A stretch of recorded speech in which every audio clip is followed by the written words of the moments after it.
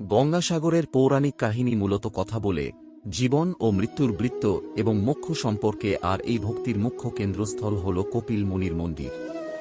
ভাগবত পুরাণ অনুযায়ী কপিল মুনির পিতা ছিলেন মহর্ষি কর্দম মুনি এবং মাতা ছিলেন পৃথিবীর শাসক স্বয়ম্ভব মনুর কন্যা দেবহূতি। কর্দম মুনি তাঁর পিতা ভগবান ব্রহ্মার আদেশ অনুযায়ী কঠোর তপস্যা করেছিলেন।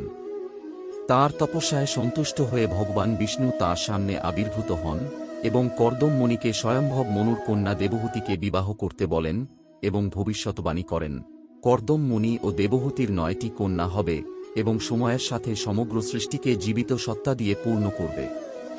এছাড়াও ভগবান বিষ্ণু জানান, তিনি নিজে অবতার রূপে কর্দম মুনি ও দেবহূতির সন্তান হয়ে জন্মগ্রহণ করবেন এবং সমগ্র বিশ্বকে সাংখ্য দর্শন প্রদান করবেন। কপিল মুনি প্রথম জীবনে বেদের অগাধ জ্ঞান অর্জন করেন এবং সাংখ্য দর্শনকে সারা বিশ্বে প্রসিদ্ধ করেন। গঙ্গাসাগরের কিংবদন্তি শুরু হয় রামায়ণের রামচন্দ্রের পূর্বপুরুষ রাজা সগরের উপাখ্যান দিয়ে। ইক্ষ্বাকু বংশের রাজা সগর ঋষি উর্বের নির্দেশে শত অশ্বমেধ যজ্ঞ করবার সিদ্ধান্ত গ্রহণ করেন। কথিত ছিল, কেউ যদি শত অশ্বমেধ যজ্ঞ সম্পূর্ণ করে তাহলে সে সমগ্র পৃথিবীতে আধিপত্য অর্জন করতে পারবে। একমাত্র দেবরাজ ইন্দ্র তার আগে শত অশ্বমেধ যজ্ঞ সম্পন্ন করেছিলেন।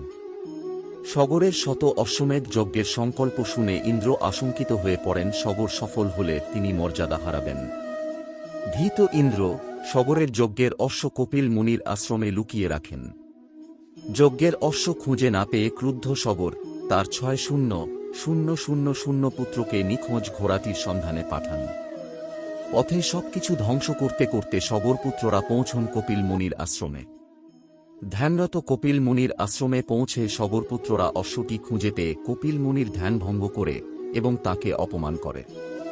ক্রুদ্ধ কপিল মুনি চোখ খুলে সগরের 6,000 পুত্রকে ভস্ম করে তাদের আত্মা নরকে পাঠিয়ে দেন। বহু বছর পর সগরের বংশধর অংশুমান কপিল মুনির আশ্রমে পৌঁছে যজ্ঞের অশ্বটিকে খুঁজে পান। অংশুমান কপিল মুনিকে তুষ্ট করবার জন্য তপস্যা করেন। অংশুমানের তপস্যায় তুষ্ট কপিল মুনি অশ্বটিকে নিয়ে যাওয়ার অনুমতি দেন। কপিল মুনির কাছ থেকে অংশুমান জানতে পারেন, গঙ্গার পবিত্র জলে শ্রাদ্ধ কর্মাদি করলে তবেই সগরপুত্রদের আত্মা মুক্তি পাবে। কিন্তু অংশুমান বা তার পুত্র দিলীপ কেউই গঙ্গাকে মর্তে আনতে অসমর্থ হন। দিলীপের পুত্র রাজা ভগীরথ প্রথমে ব্রহ্মা ও পরে বিষ্ণুর আরাধনা করে গঙ্গাকে মর্তে নিয়ে যাওয়ার অনুমতি পান। সন্তুষ্ট ভগবান বিষ্ণু ভগীরথকে সতর্ক করেন, গঙ্গার গতি নিয়ন্ত্রণ করতে না পারলে সেই দুরন্ত বেগে পৃথিবী ধ্বংস হয়ে যেতে পারে। ভগীরথ তখন ভগবান শিবের কাছে প্রার্থনা করেন, শিব যেন তার জটায় গঙ্গাকে ধারণ করে তার বেগ নিয়ন্ত্রণ করেন। শিবের জটায় গঙ্গার দ্রুত বেগ হ্রাস পায় এবং তারপর গঙ্গা মর্তে অবতরণ করেন। অবশেষে ভগীরথ পবিত্র গঙ্গা জলে তাঁর 6,000 পূর্বপুরুষের আত্মার শ্রাদ্ধ কর্মাদি করে তাদের আত্মাকে নরক থেকে মুক্ত করেন। যুগ যুগে এইসব পৌরাণিক কাহিনী কিংবদন্তি ও পরে কিংবদন্তি থেকে বিশ্বাসে রূপান্তরিত হয়েছে। রাজা ভগীরথের নাম অনুসারে তাই গঙ্গার নাম হয় ভাগীরথী, রাজা সগরের নামে সমুদ্রের নাম হয় সাগর। সমুদ্র ও নদীর মধ্যবর্তী দ্বীপের নাম হয় সাগরদ্বীপ। পৌরাণিক এই আখ্যানে বিশ্বাস রেখে প্রতি বছর লক্ষ লক্ষ পুণ্যার্থী মোক্ষের সন্ধানে মকর সংক্রান্তির সময় গঙ্গাসাগর মেলায় যান।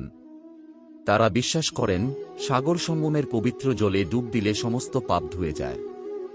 এই বিশ্বাসে ভর দিয়ে প্রতি বছর লক্ষ লক্ষ মানুষ কপিল মুনির মন্দির দর্শন করেন। সব তীর্থ বারবার, গঙ্গাসাগর একবার।